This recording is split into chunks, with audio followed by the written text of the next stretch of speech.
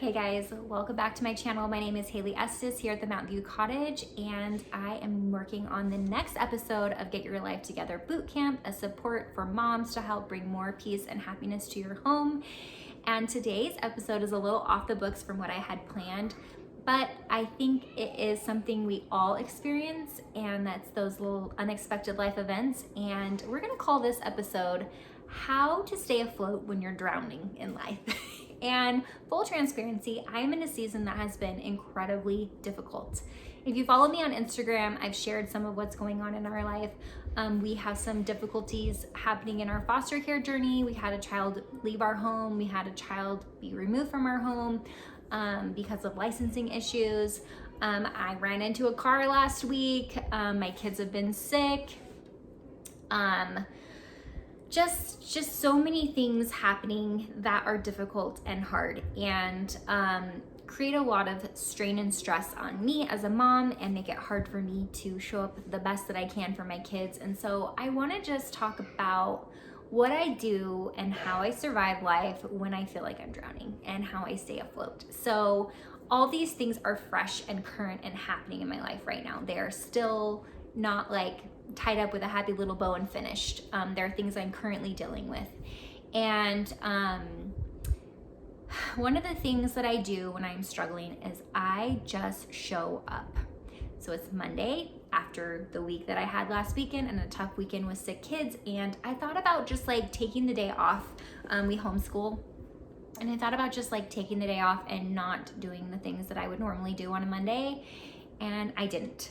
I woke up this morning at a timely manner. I got dressed, I curled my hair, I put a little makeup on, and I did these things for me. Because when I show up to life feeling like I can participate in it and I get dressed and ready, I just feel better. It seems silly and it maybe seems vain to some people, but it has nothing to do with how anyone perceives I look or how the world sees me, and everything to do with just how I feel. I feel ready to conquer the day. I feel ready to keep chugging along in this difficult journey that I'm in right now, and just like I can handle it. And something about just waking up and getting dressed and getting ready for the day helps me in a season when I am really struggling. Another thing that really helps me is continuing the routines that I've already set in place that I know work for me. I have a morning routine, an afternoon routine, an evening routine, and I've talked about all these videos in all these different routines in my life, and I just keep following them. They are tried and true. They help me with my mental health, my physical health, and just the stress and chaos in my everyday life and maintaining my home. And when I stay on top of those things, it just helps me keep moving forward and not like sink into a depression. I do sometimes struggle with mood and I have a mood disorder, PMDD. And so it's very helpful when I stick to the routines that I know work for me and keep me afloat. So I don't divert from the path. I don't just stop doing everything. I keep doing what I can. But I also scale things back. So while yes, I do maintain my routines, I do what's essential. I don't do what's extra and fluff. I just do what's essential. And honestly, when I'm struggling, I'm an introvert. I will cancel plans that require me to leave my house that are not necessary.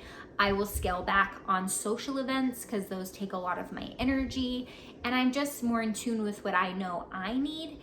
And I will disconnect from my phone. I Marco Polo a lot to stay in touch with people, but when I'm really struggling, I just won't. I will just not answer Marco Polos. I will not answer texts, and I will just say, hey, like, I will get to you soon. I'm so sorry, but I've not had a chance to get to it now, but I'll get to it soon. And I just kind of let people know, like, hey, I'm sorry, that's not the way to reach me right now. If you really need to get a hold of me, text me. And I just kind of unplug from my electronics. Being plugged into the world sometimes adds more stress when I'm struggling, and when I see all the things happening on the internet, or I see other people succeeding and doing great and living a positive, happy, bright, like winning season of their life, sometimes it makes me feel like, gosh, I wish I was in a winning season, and I'm not. I'm in a losing season right now. And that's just life. Life just is like that. I scale back from communicating if I can, where possible, and I take things off my plate that are not necessary. One of my wonderful friends, her name is Allison, and I hope if she watches this, she knows I'm talking about her. She gave a talk in a conference for women, and she talked about our boat and how when we are struggling and things are hard, you just start throwing things out of your boat. And I agree with that completely. When I'm in a hard season that's more than just a week or whatever, we do less extracurricular activities. We sign up for less engagements, and you kind of like hunker down at home and love on each other and spend time together. And that's for me what is helpful, is to have less burdens from the outside world. And it just works, and it helps me feel like, okay, if I can manage my home and my family and I feel at peace with where I'm at and how I'm doing that, then I can add some of those things back in, like extracurricular activities and things like that. In this season, thankfully, some of these extras in our life have just kind of come to a close on their own, such as one of our foster kids leaving and moving out of our home. One of my kids has been in speech for a while, and he just graduated from speech. One of my kids was in baseball, and baseball just ended, and it's been very good timing for our family. We have needed a break, and I think it's important to say that your kids do not have to be in every activity. They do not have to participate in every sport and every play and everything that is available to them, because it adds stress to the entire family. Our general rule is our kids can participate in one activity a season, and in certain season, we take little breaks. We will take a semester off, or we will take 3 months off or a month off. And I think it's important to just kind of evaluate, if you're in a season where you're struggling, what's necessary, what's important, what can go, and what can be, kicked off the side of your boat so that you can stay afloat in a difficult season. Another thing that I do is I cling to my faith. I have shared that in my morning routine, I listen to scriptures and I listen to conference talks from the general authorities in my church, and I continue that. And sometimes when I'm really struggling, in the mornings when I get ready, I'll listen to one chapter of scripture and one conference talk, and then I'll listen to a book of my choice.